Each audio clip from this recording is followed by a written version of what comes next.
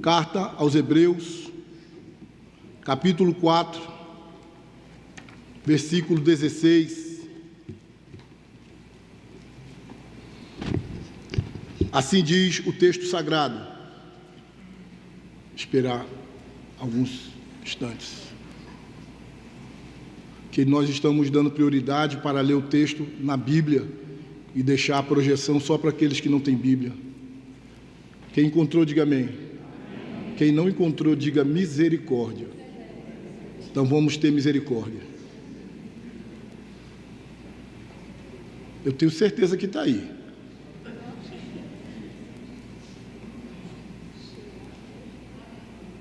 Se quiser, a gente pode cantar a música do Diante do Trono.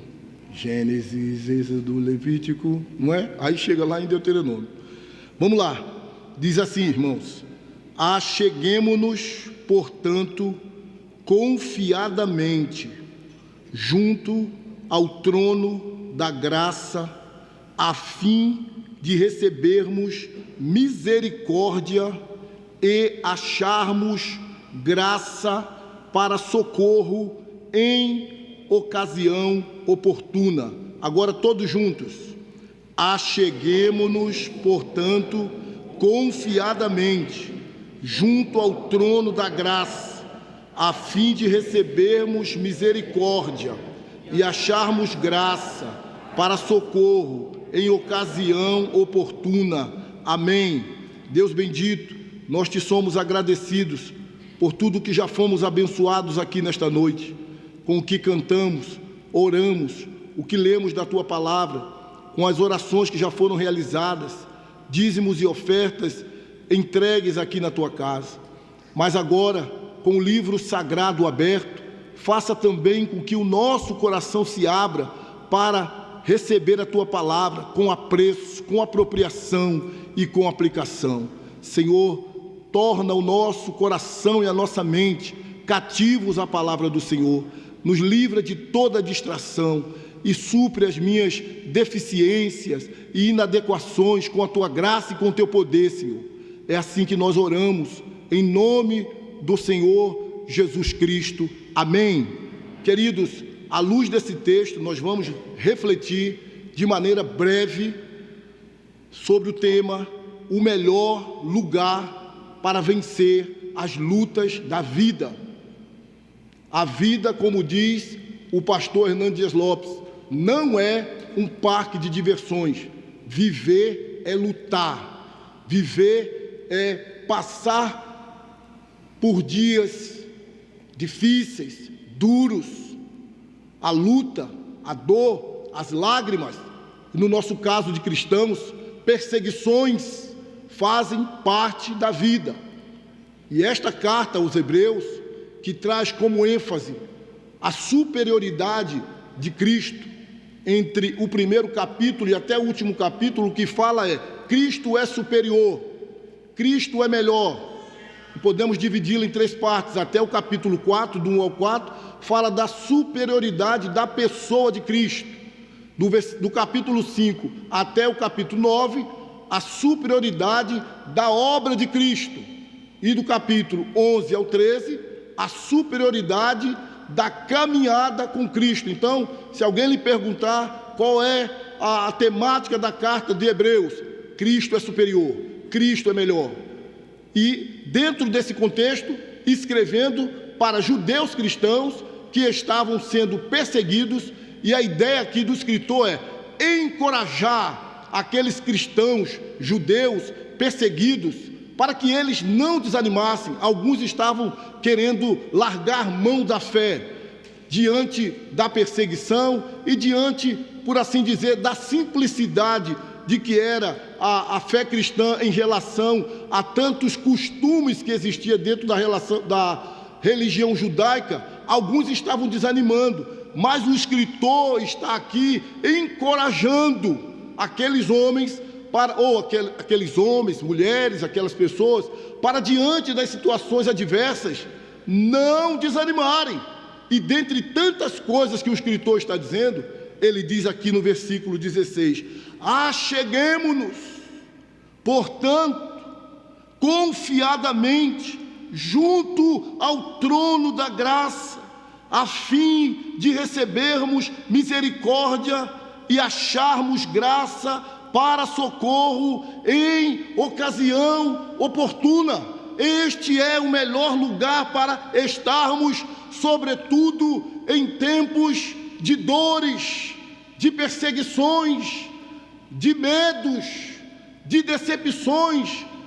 É junto a esse trono de graça, o trono do Deus Todo-Poderoso, bondoso, gentil, generoso, misericordioso. Este é o melhor lugar para nós estarmos, seja chorando, seja apenas sussurrando algumas palavras, ou seja até mesmo sem conseguir falar diante de uma dor profunda, diante de um luto, diante de uma perda, diante de uma decepção, diante de situações que a gente não vê florescer na nossa vida, diante de injustiça, diante de qualquer mal. A nossa atitude não deve ser de desistir, a nossa atitude não deve ser de regredir, a nossa atitude é de irmos para junto do trono da graça, porque existe a promessa: junto ao trono da graça nós alcançaremos misericórdia. Ele não vai imputar sobre nós aquela dívida ou aquele castigo que nos é devido, porque a misericórdia é justamente isso, não trazer sobre nós o que merecíamos pelos nossos pecados, mas no lugar disso Ele vai nos dar graça. E o que é graça? É um favor merecido. Mas nosso texto começa com portanto, por isso, desta maneira, tendo em vista que, versículo 14, Jesus, o Filho de Deus, como grande sumo sacerdote que penetrou os céus, conservemos firme a nossa confissão. Por que podemos chegar junto ao trono da graça sem sermos fuzilados? Porque Jesus, o grande sumo sacerdote, ele penetrou os céus e tomou o lugar da sua transcendência, tomou o lugar da sua autoridade, e com o seu sacrifício e com a sua obra perfeita, com a sua obra que é melhor do que a de todos, com a sua obra que é melhor do que a de Moisés, do que a de Josué, do que qualquer anjo, ele abriu caminho para que todo aquele que nele crê tenha livre acesso ao trono da graça de Deus. E lá junto ao trono da graça de Deus nós podemos derramar em oração, conforme o Salmo 62, versículo 8 diz, que nós precisamos derramar diante de Deus o nosso coração. E é isso que nós precisamos fazer, queridos, fiados nos méritos do Senhor Jesus Cristo, irmos ao trono de Deus, como falei alguns dias atrás, como foi Ana, como a Bíblia mostra quantas vezes Davi foi junto ao trono da graça, como a Bíblia mostra e revela para nós Daniel, o profeta, junto ao trono da graça, orando.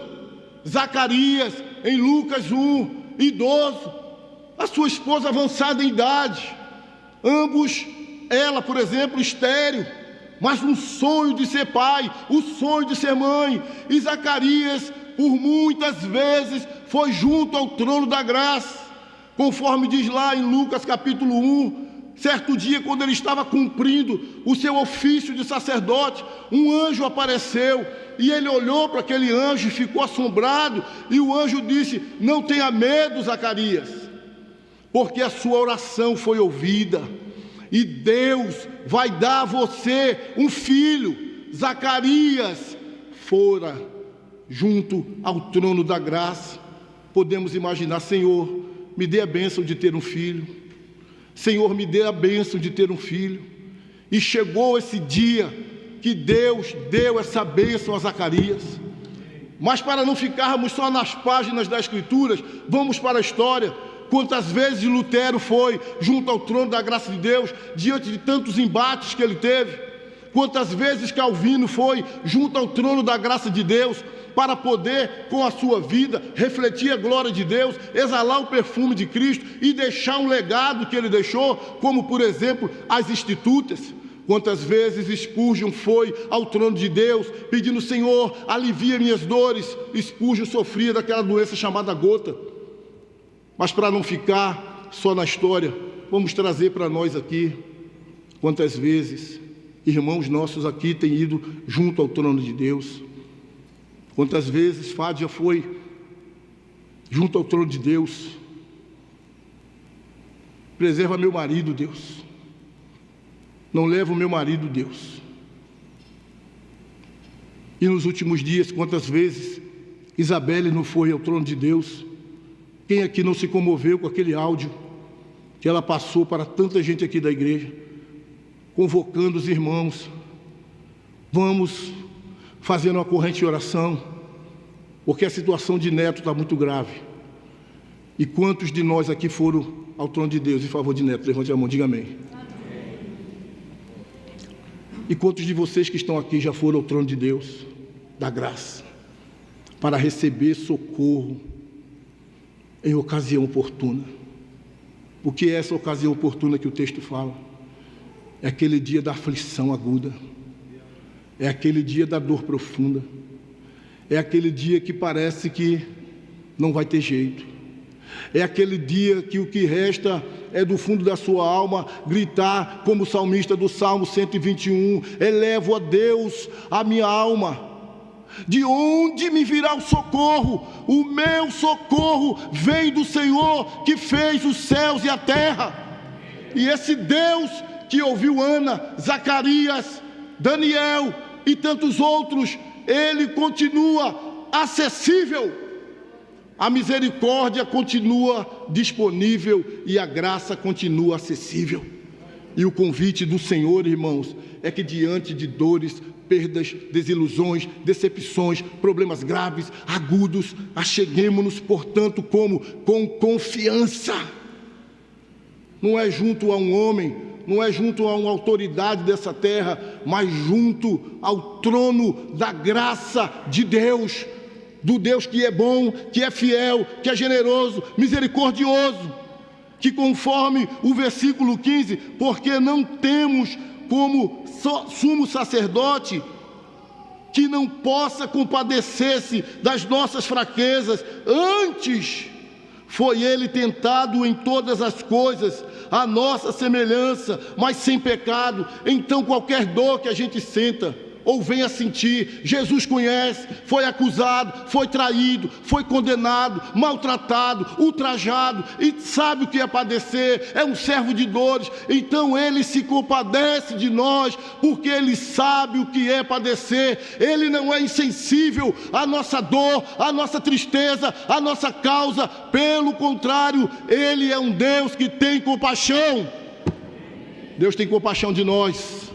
Deus se compadece de nós, e nós temos a garantia, por causa do sacrifício dele, da obra dele, que nós podemos chegar junto ao trono da graça. Não obstante sermos míseros pecadores, mas podemos de maneira confiante, com confiança, nos achegarmos junto a esse trono, porque ele mesmo já abriu o caminho. Conforme o próprio Hebreus 10, 22, 7, 25, o caminho está aberto e nós temos livre acesso a esse trono de graça e podemos ali, de maneira humilde, temente, reverente, mas com confiança, entregar e dizer: Senhor, esta é a minha dor, esta é a minha tristeza, esta é a minha dúvida, esta é a minha agonia, este é o meu medo, Senhor. Mas eu sei que em Ti eu posso encontrar misericórdia e achar graça para que eu seja socorrido no momento oportuno. É no momento da necessidade, é no momento da dor, é no momento que você se vira para todos os lados e você só pode encontrar saída no trono da graça de Deus. Posso estar falando aqui para uma única pessoa que talvez tenha chegado aqui esta noite, ou esteja sintonizado conosco pelo canal do YouTube, pensando assim: não sei mais o que fazer, não sei mais como fazer. Mas a palavra de Deus, que é viva e que é eficaz, que é penetrante e que conhece a sua necessidade e a sua dor, e que não precisa que ninguém venha contar ao pastor, porque ele sabe tudo da sua vida. Esta mesma palavra está dizendo para você hoje: a sua saída é se achegar junto ao trono da graça, com confiança. E eu, que sou Deus, derramarei sobre a sua vida misericórdia e graça, para que você seja socorrido ou socorrida dentro da sua situação. Portanto, o texto de Hebreus diz que Deus não se compraz naqueles que retrocedem, mas Deus se compraz naqueles que creem, que avançam e que confiam, porque eu e você não fomos chamados para viver de acordo com aquilo que a gente vê, mas nós fomos chamados para vivermos em acordo com aquilo que nós cremos. Ana encontrou graça e misericórdia, Daniel, Zacarias, outros irmãos aqui da igreja. E talvez você diga para mim: pastor, mas eu estou lá batendo, eu estou lá pedindo. Continue, porque na hora certa, do modo certo, pelas razões certas, Deus vai fazer o melhor. E o melhor não é sempre aquilo que nós queremos. O melhor sempre será aquilo que Deus quer. Então, o fato de nós termos a certeza que Deus vai agir conosco, com graça e misericórdia, deve fazer o nosso coração transbordar de alegria, porque seja qual for a resposta do Senhor, essa resposta será a melhor. Compete a mim e a você nos achegarmos a esse trono de graça para recebermos misericórdia e alcançarmos graça da vontade do Senhor. Porque nós não vamos ao trono de Deus para mudar a vontade de Deus, para ajeitar a vontade de Deus. Nós vamos ao trono de Deus como seus filhos, seus súditos, seus servos, pedindo sobretudo: Senhor, faça a sua vontade. Amém? Portanto, irmãos, vamos com confiança ao trono da graça de Deus, com a mais absoluta certeza que de lá nós não sairemos de mãos vazias, mas lá haverá um derramar, um despejar da graça e da misericórdia do Senhor sobre a nossa vida. Que Deus te encoraje a voltar ao trono da graça. Que Deus te fortaleça para que você persevere diante do trono da graça de Deus. E que o Senhor conceda a petição do teu coração, que está em acordo com a vontade dEle. Amém? Fique de pé, por gentileza, em nome do Senhor Jesus Cristo. E aí mesmo, não vou pedir para vir aqui na frente, feche os seus olhos e se imagine com esta bênção que Deus te deu a capacidade de imaginar. Você, debaixo do sangue do Senhor Jesus e diante do trono da graça de Deus, colocando diante dele a sua causa, a sua oração, a sua aflição, a sua angústia. Coloque agora em oração diante dele. Nós estamos na casa de oração, nós estamos na casa de misericórdia, nós estamos neste culto de oração diante do Deus vivo.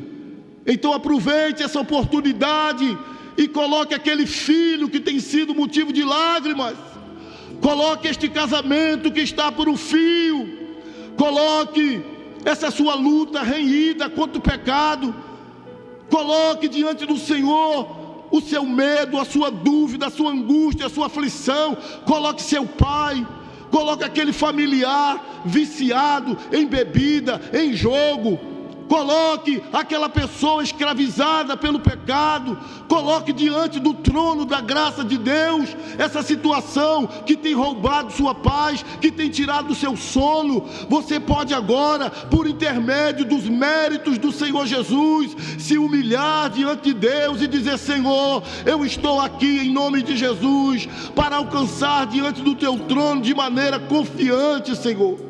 Alcançar graça e receber misericórdia diante de tal situação, diante desta situação. É a dor do luto, é a saudade, é a angústia, é a dúvida, é o medo. Fale com Deus, Ele está aqui, Ele é vivo, Ele é verdadeiro, Ele é bom, Ele é fiel, Ele é misericordioso, Ele é gracioso. Ele não está limitado a estas quatro paredes ou a esta cidade. Ele visita o mundo inteiro. Ele tem o mundo inteiro nas mãos. Então diga: Deus, vá lá, Senhor. Onde está o meu pai? Onde está o meu filho? Onde está a minha filha? Vá naquela cidade, vá naquela faculdade, vá naquele país, vá naquele lugar, vá naquele hospital. Deus, nós nos achegamos assim, humildemente, confiantemente diante do Senhor, porque são muitas as causas, são muitas as dores, mas o Senhor é maior do que todas as causas, o Senhor é maior do que todas as dores. Tira do coração esse medo, essa angústia, essa aflição, essa insegurança, essa dúvida, Senhor, e coloque paz nesse coração, Deus. A paz que excede todo o entendimento, Deus, coloque nesse coração e dá tranquilidade a esta mãe. Dá tranquilidade a essa esposa, a esse pai.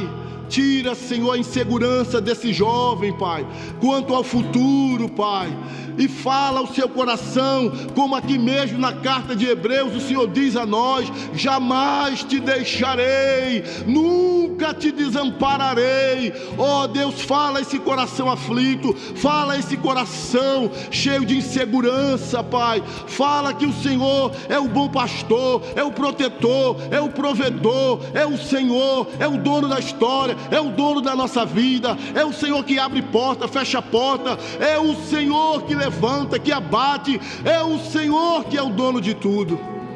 Abençoa o teu povo, Senhor, e faz tudo conforme a boa, agradável e perfeita vontade do Senhor. É assim que nós oramos, no nome daquele que é o grande sumo sacerdote, grande em poder, grande em obra, grande na sua pessoa, grande nas suas maravilhas, a saber, o Senhor Jesus Cristo. E que tudo, ó Deus, se faça conforme a tua vontade. Derrama graça, derrama graça, derrama graça, Pai. É o que nós oramos, em nome do Senhor Jesus de Nazaré. E a igreja diz amém. Amém. Glória a Deus.